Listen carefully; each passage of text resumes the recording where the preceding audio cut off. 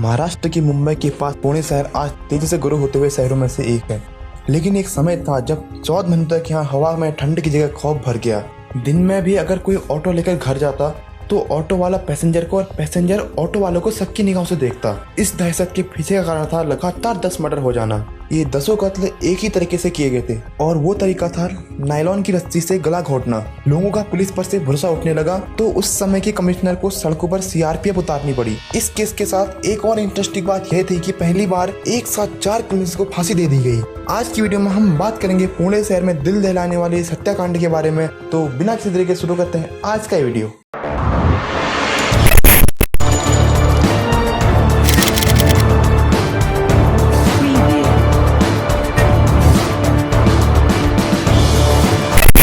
एक नवंबर 1976 को पता चलता है कि पुणे के विजयनगर में मर्डर हुआ है। जब पुलिस क्राइम सीन पर पहुंचती है तो क्राइम सीन को देखकर पुलिस वालों की आंखें खुली की खुली रहती हैं। क्राइम सीन पर 3 डेड बॉडीज पड़ी हुई थी। ये डेड बॉडीज अच्युत जोशी, उनकी वाइफ और उनके बेटे की थी। तीनों के गले में नायलॉन की रस्सी बंधी हुई थी और पूरे घर में परफ्यूम की महक आ रही थी। लेकिन उनके बेटे आनंद के शरीर में कपड़े नहीं थे। इसका कारण किसी को समझ नहीं आया। घर से कोई कैश या ज्वेलरी बरामद नहीं होती तो पुलिस इसे लूटपाट का केस मान लेती। फॉरेंसिक रिपोर्ट में भी पुलिस के हाथ कुछ नहीं लगता। जो भी फिंगरप्रिंट क्राइम सीन से मिले वो बस फैमिली मेंबर के थे। इस घटना से 21 दिन बाद यशोमती नाम की महिला पुलिस स्टेशन पहुंचती है और उसके बंगले पर 4 लोगों के अटैक करने की रिपोर्ट दर्ज कराती है। वो पुलिस को बताती है कि वो चारों लूट के इरादे से घर में घुसे थे, लेकिन घर में काम करने वाले गार्ड के साथ उनकी मुठभेड़ के बाद वो चारों वहां से भाग जाते हैं। वह पुलिस वालों को यह भी बताती है कि उनका एक बॉस था जिनका वो तीनों ऑर्डर फॉलो कर रहे थे। पुलिस उनकी एफआईआर तो रिपोर्ट कर लेती है पर कोई इसे 21 दिन पहले हुए मर्डर से कनेक्ट करने की कोशिश नहीं करता।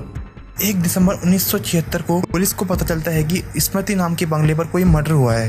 इन्फॉर्मेशन मिलते ही पुलिस रवाना होती है। इस बार भी घर से सभी लोगों को नायलॉन की रस्सी से मार दिया गया और एक शख्स के सर पे कपड़े नहीं थे। इस बार 88 वर्षीय काशीनाथ अभयंकर के साथ उनकी पत्नी, उनके पोते, उनकी पोती और एक मेड को मार डाला। यहाँ भी परफ्यूम की वही खुशबू फैली हुई थी। क्राइम से थोड़ी देर पहले ही काशीनाथ जी के बेटे और बहू एक पार्टी के लिए निकले थे। इस घर से कोई कैश या ज्वेलरी बरामद नहीं होती। इस खबर के फैल जाने के बाद लोगों के अंदर एक डर बैठ गया। लोगों ने सूर्य ढलने के बाद घर से बाहर निकलना बंद कर दिया। बाजार शाम के 6 बजे बंद हो जाते। ऑफिस जाने वाले लोग अपने साथ चाकू जैसे हथियार ले जाने लगे। लोगों के डर को बाहर निकालने के लिए कमिश्नर ने सीआरपीएफ को शहर में तैनात कर दिया। पूरे शहर में अलर्ट जारी कर दिया जाता है। 3 महीने बाद भी पुलिस के हाथ कोई सुराग नहीं लगा। पुलिस अपना काम करने में लगी थी, लेकिन एक बार फिर पुरानी कहानी रिपीट होती है। 24 मार्च 1977 को पुलिस को फिर एक मर्डर की इंफॉर्मेशन मिलती है। इस बार एक इंसान की लाश लोहे की सीढ़ियों से बंधी हुई पानी में तैर रही थी। इस बार भी उस विक्टिम को नायलॉन की रस्सी से गला घोंटकर मार डाला गया था। जब सभी 9 विक्टिम्स की डेड बॉडीज को कंपेयर किया गया तो पता चला कि सभी विक्टिम्स के गले में जो नायलॉन की रस्सी है उसे एक ही तरीके से बांधा गया था। इसका मतलब साफ है कि इन सभी के पीछे एक ही गैंग का हाथ था। विक्टिम की जेब से उसका आईडी कार्ड मिला जिससे पता चलता है कि विक्टिम का नाम अनिल गोखले था और वो अभिनव महाविद्यालय में पढ़ता था। पुलिस जब अभिनव महाविद्यालय में इन्वेस्टिगेशन करती है तो पता चलता है कि अनिल को आखिरी बार राजेंद्र जक्काल के साथ देखा गया था। ठीक 2 दिन बाद राजेंद्र जकाल को पुलिस वाले इन्वेस्टिगेशन के लिए अपने साथ ले जाते हैं और उससे पूछती है कि अनिल की मौत के दिन वो कहाँ था। तो राजेंद्र बताता है कि वो अपने 3 दोस्तों दिलीप, शांताराम और मुनव्वर हारून के साथ घूम रहा था। पुलिस टीम उन तीनों को पकड़कर वहां से ले आती है और उन तीनों से अलग अलग पूछताछ करती है। जब सब पूछताछ का अलग अलग जवाब देते हैं तो पुलिस वाले समझ जाते हैं कि दाल में कुछ काला है। लेकिन इस केस में पुलिस वालों को पहली बार कोई क्लू मिला था। उन सबको छोड़ने से पहले एसपी जकाल से कहते हैं कि शायद उनसे कोई गलती हो गई और माफी मांगते हैं। इस बात से जकाल के चेहरे पर मुस्कान आ गई। एसीपी जकाल को छोड़ने से पहले पूछते हैं कि अगर उसे इन मर्डर्स के बारे में कुछ पता है तो उन्हें बता दे। और जकाल ओवर कॉन्फिडेंस में कह देता है कि मुझे लगता है कि अनिल और प्रकाश की मौत में काफी सिमिलरिटीज हैं क्योंकि ये दोनों यहीं पे पड़े हुए हैं। जब पुलिस प्रकाश हेगड़े के बारे में पता करती है तो पता चलता है कि प्रकाश पिछले साल 15 जनवरी को सडनली गायब हो गया और उसकी डेड बॉडी भी नहीं मिली। पर जकाल ने एसीपी से कहा था कि अनिल और प्रकाश की मौत में काफी सिमिलरिटीज हैं। तो जकाल को कैसे पता कि प्रकाश की मौत हो चुकी है। एसीपी के कहने पर पुलिस की एक सीक्रेट टीम चारों दोस्तों के पीछे लगा दी जाती है। एक दिन कॉलेज के बाहर दिलीप और शांताराम चाय पी रहे थे और एक दूसरे से बातें कर रहे थे। इतने में शांताराम दिलीप से कहता है अब पुलिस क्या करेगी? इसका जवाब दिलीप देता है कि चिंता मत करो बॉस, सब संभाल लेंगे। दोनों के बीच इस बात को पुलिस वालों ने भी सुन लिया। जब ये बात एसीपी तक पहुंचती है तो उन्हें यशोमती का केस याद आती है। वो तुरंत यशोमती की केस फाइल मंगवाते हैं और वो समझ जाते हैं कि ये वही 4 चोर हैं जो यशोमती के घर घुसे थे, लेकिन पुलिस के पास अभी तक कोई एविडेंस नहीं था। एक बार फिर पुलिस अभिनव महाविद्यालय में पूछताछ करने निकल जाती है और शक की बिना पर सतीश गोरे को पूछताछ के लिए पुलिस स्टेशन ले जाती है। पूछताछ में सतीश बता देता है कि इस शहर में जितनी भी मौतें हुई हैं वो उन चारों ने ही की हैं।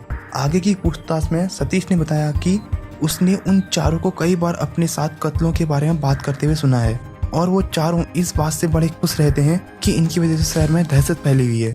इसी के साथ सतीश ये भी बताता है कि प्रकाश की मौत में इनके साथ सुहास का भी हाथ था। इनके साथ पुलिस सुहास को भी पकड़ ले आती है और काफी लंबी पूछताछ के बाद सुहास सब बता देता है और कुछ दिनों बाद पुलिस एविडेंस कलेक्ट करती है और 30 मार्च को राजेंद्र, दिलीप, शांताराम और मुनव्वर हारून शाह को अरेस्ट कर लेती है। सबसे अलग अलग इन्वेस्टिगेशन होती है, लेकिन इस बार पुलिस के पास इतने सारे सबूत थे कि चारों अपना गुनाह कबूल कर लेते हैं और पूरी स्टोरी पुलिस को बताते हैं। चारों अभिनव महाविद्यालय के कॉमर्स के स्टूडेंट थे और किसी का पढ़ाई में खास ध्यान नहीं था। चारों छोटी मोटी चोरी करके सामान बेच देते और शाम को उन पैसों से शराब पीते। एक दिन जकाल पैसों के लिए अपने कॉलेज के प्रकाश की किडनैपिंग का प्लान करता है।